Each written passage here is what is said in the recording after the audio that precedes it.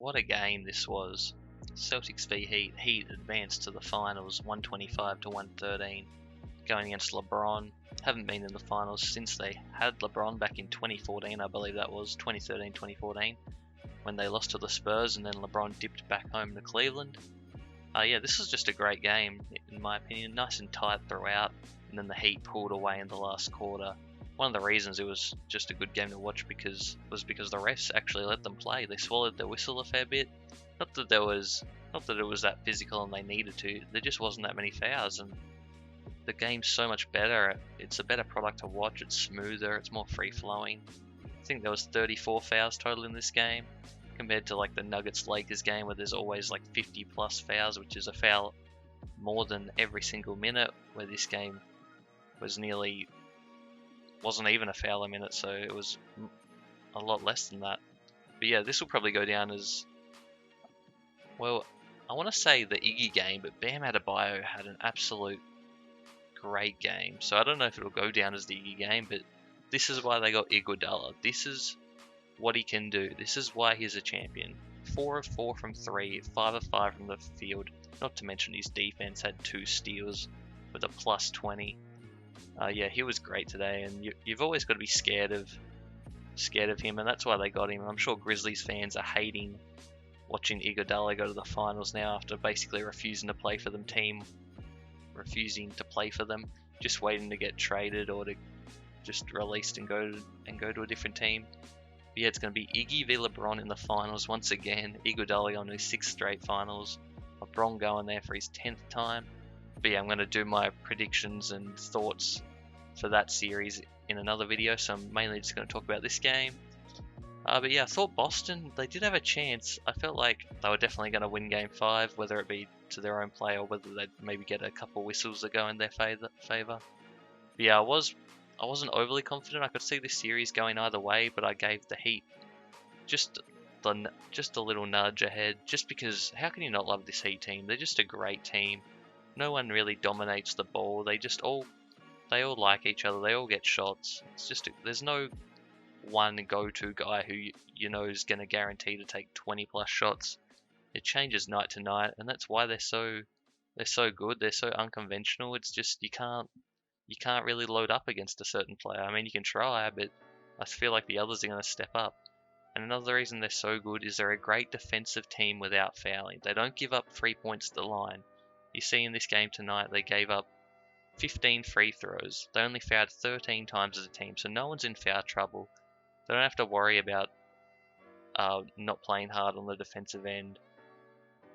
But yeah, Tyler Hero, man, this guy, man, he's already a fan favorite. We know this, but he's going to be a big player for years to come.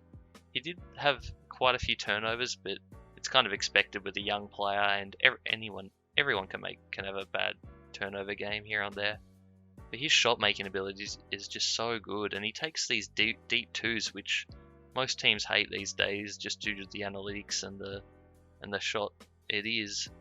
They prefer to just step back or go in and take layups. But he was playing great ball, great offense. I mean, he's not going up against Muggs on the other team. He's playing against Marcus Smart, who's an elite defender. Jaylen Brown, who's a really good defender as well. And Tatum's just getting better as a defensive player. Now, Tatum didn't have a great shooting night. 9 of 26, so that's what, 33% basically. 3 of 10 from 3. I think the Celtics were just settling too much. They took 46 threes out of their 99 shots. They needed to get to the hole more, and that shows with only their 15 free throws attempted. They just all got too comfortable shooting threes. And I don't really know why, because it's not like they were shooting great. And I think if you're a Celtics fan, you don't want Marcus Smart taking 22 shots in a elimination game. It's just not the recipe for a win. I think there was a stat during the game I heard where the Celtics win if he takes somewhere between 9 to 12 shots, and he took more like double that basically. I mean, he didn't shoot that bad, but I feel like some of his shot selection is just ill-advised sometimes, and that's why Celtics fans love or hate him basically. You got to take the good with the bad, and as great as he is on defense and hustle plays and stuff like that, his shot selection at times can cost you, and I feel like it did a bit tonight. But Tatum as well just needs to shoot better. He had a lot of assists. I believe he had 8 assists in the first half. Finished with 11. Thought he was going for 15 plus assists there at one stage. It was insane. But yeah, he just needs to get to the line more. Don't know if I think it was just one of those games he just didn't shoot the ball well. I mean, it happens. I feel like Jaylen Brown needs to shoot more. I think he was the best player in the series, in this series for the Celtics anyway. And Kemba Walker, like, you see, you take Marcus Smart took 22 shots, Kemba took 15, Jaylen Brown took 17. If anything, you need Smart to be taking the 15 and not the 22. They need to adjust that. And Gordon Hayward, I mean, he played well, but he missed a bunny, had a couple turnovers.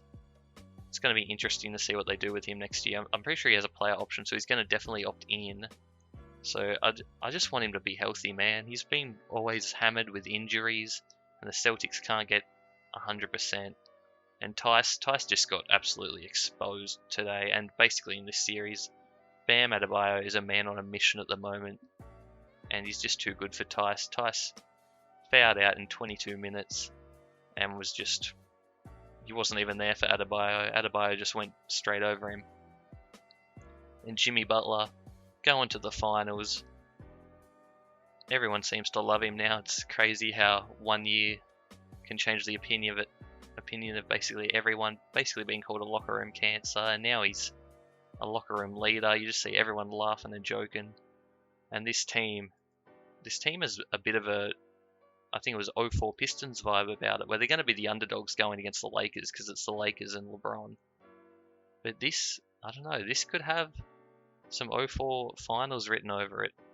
I mean, Duncan Robinson was great tonight. 5 of 8 from the field, 5 of 7 from 3. You know all these shots are basically going to come from three-point land. Best plus minus on the team with a plus 24. And he didn't get in foul trouble, only committed 1 foul for the game. And that's partly because Celtics settled for threes, and partly just because he played it better. But yeah, he only played 8 players again tonight, basically 7 because Hill only played 5 minutes. But yeah, no Olynyk, no Jones Jr., no Nunn. And yeah, they just shot the ball great from the field, the Heat. 45 of 80, 56%, 48% from 3. So they were just shooting the lights out tonight. And yeah, it's going to be an interesting finals. Let me know what you guys think down below. Leave a like, comment, subscribe if you guys enjoyed. But yeah, this was a great series. Kind of wish it went 7, but at the same time, the Heat deserved to be in the finals. And that's crazy. A 5 seed going to the NBA finals in the bubble. Thanks for watching, guys. Peace.